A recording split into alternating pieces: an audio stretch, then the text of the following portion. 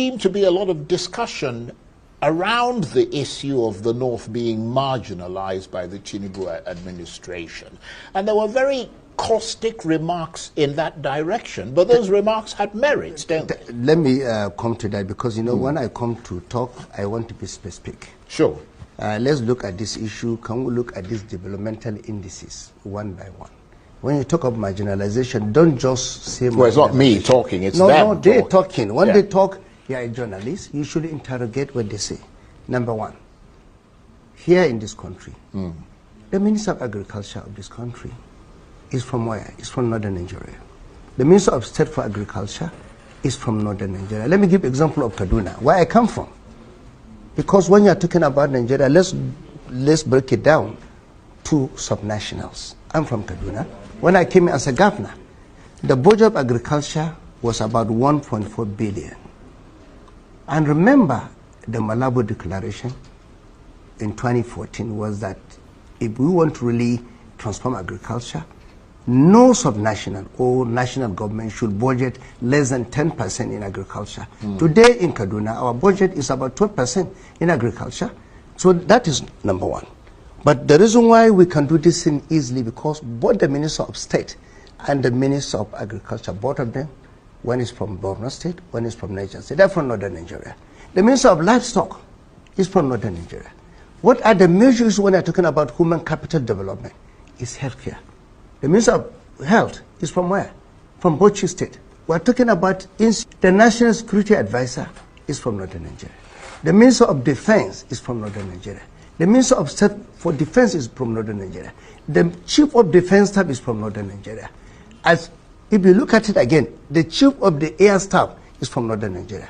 We, you know, as a governor of Kaduna State, today you need to ask me, how do we address the problem of insecurity? When I came to Kaduna, you don't need to tell anyone. Kaduna was completely taken over by issue of banditry, insurgency, ethno-religious crisis in northern in Kaduna State. You can ask anyone. That is a fact.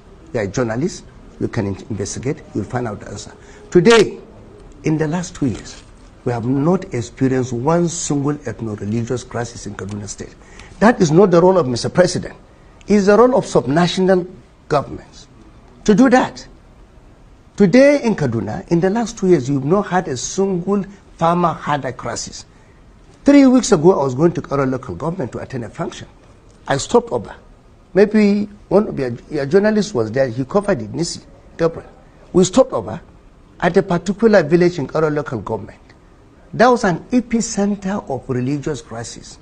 But I was happy when I saw Fulani herders as well as farmers living together in the same community with a farm and cows just about less than 50 meters away. So how did you solve that problem? I solved the problem because what you need to do is inclusivity.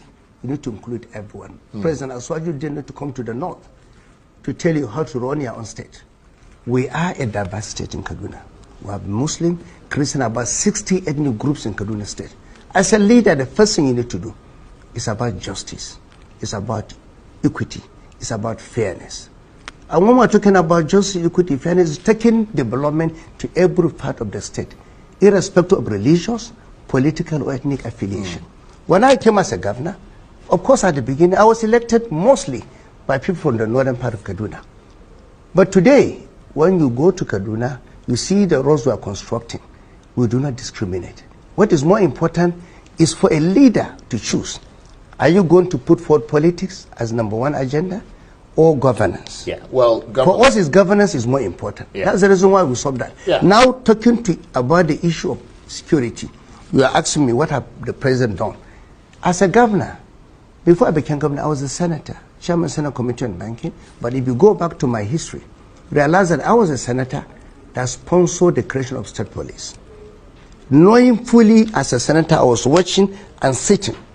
As of 2014, ask anyone, there was nothing called insurgency or banditry in the northwestern part of Nigeria. It started around 2015. It became worse by 2021.